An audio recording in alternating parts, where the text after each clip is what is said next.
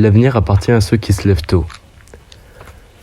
C'est le matin où je me suis jeté de mon lit pour aller découvrir les beautés de mon village, les levées de soleil, l'herbe encore mouillée à cause de la rosée, le calme apaisant, où je me disais putain c'est génial, c'est ça la vie, que je me suis rendu compte à quel point ce proverbe me parlait.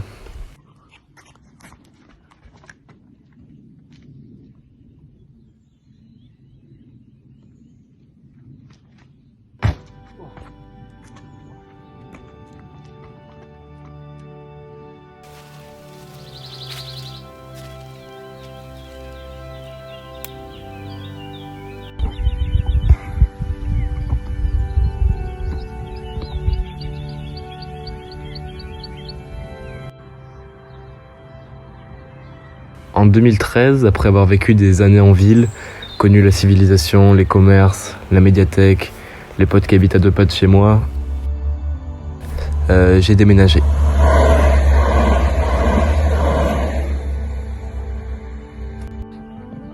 Un petit bled à la campagne, sympa.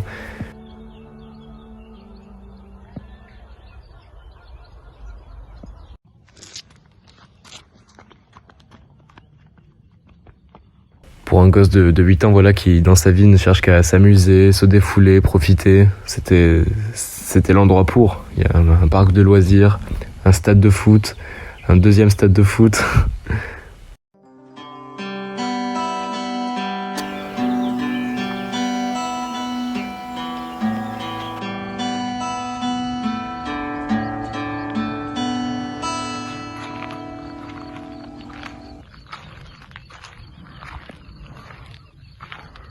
C'est fou parce que vous aurez beau propager dans le monde la pire des galères, par exemple une pandémie, bah ça changera rien.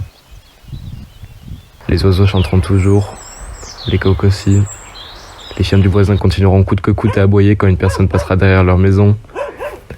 La nature ne cachera pas ses surprises, son envoûtante infinité. Là, il n'y a pas de pause, jamais. Contrairement à la ville, par exemple.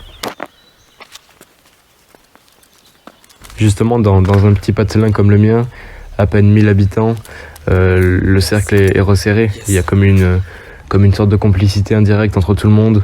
On connaît telle personne qui fait du vélo le samedi, telle personne qui fait sa balade le dimanche. On peut le dire, c'est comme une grande famille, quoi. C'est ça qui fait en quelque sorte qu'on se sent, qu'on se sent en sécurité.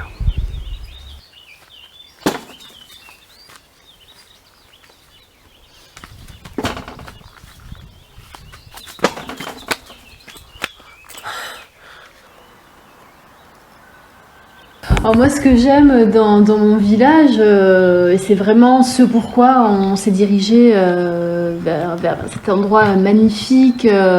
On y a trouvé un côté féerique, bucolique. Vraiment, moi, ce que je préfère par-dessus tout, c'est ma maison, quoi. Moi, je me souviens qu'à l'époque, j'étais à la recherche vraiment d'un endroit de rêve pour passer des jours paisibles. Et ce qui m'a vraiment beaucoup plu dans ce village, c'est que la maison coûtait que dalle. Moi, je pense que ce qui me plaît le plus, c'est d'abord ce calme, cette beauté sonore de la nature. Ces moments où tu fermes les yeux et tout ce que tu entends, c'est le bruit réconfortant des oiseaux, des insectes, de l'eau. Ce que j'aime ensuite, c'est comme je l'ai déjà évoqué, cette alchimie entre nous tous.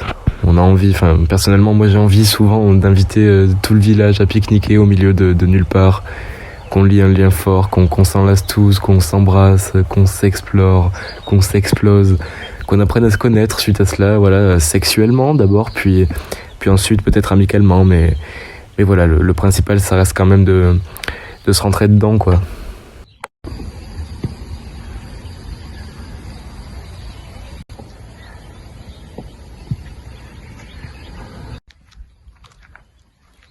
Les émotions, les sentiments, tout ça, ça se multiplie à la campagne. Quand vous voyez cette charmante demoiselle à sa fenêtre, que vous voyez ses beaux yeux, ses cheveux longs, soyeux, c'est tellement inspirant, c'est tellement poétique. Ça donne envie d'une chose, c'est de lui atomiser les fesses, quoi.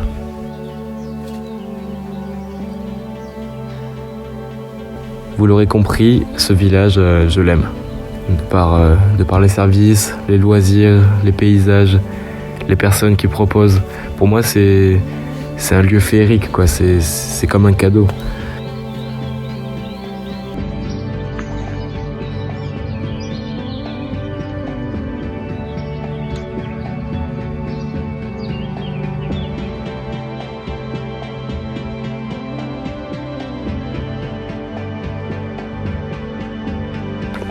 Vous savez, Victor Hugo a cité la chose suivante dans l'un de ses ouvrages. C'est bien beau, frérot, mais montre-nous ta maison, Roya. T'attends quoi, le boss? Tu es fatigué, non?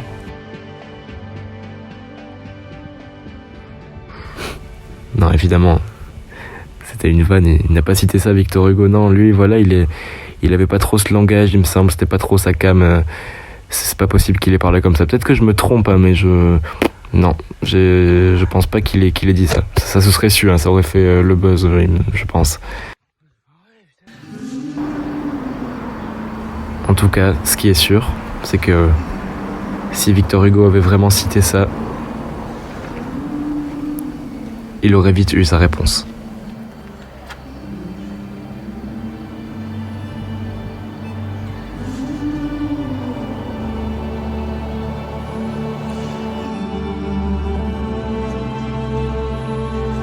Oh putain, j'ai le cul à l'air quoi.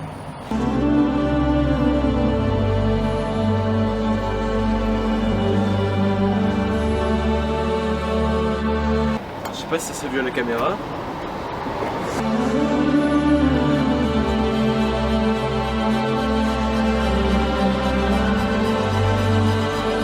Non, en vrai, je pense que c'est bon.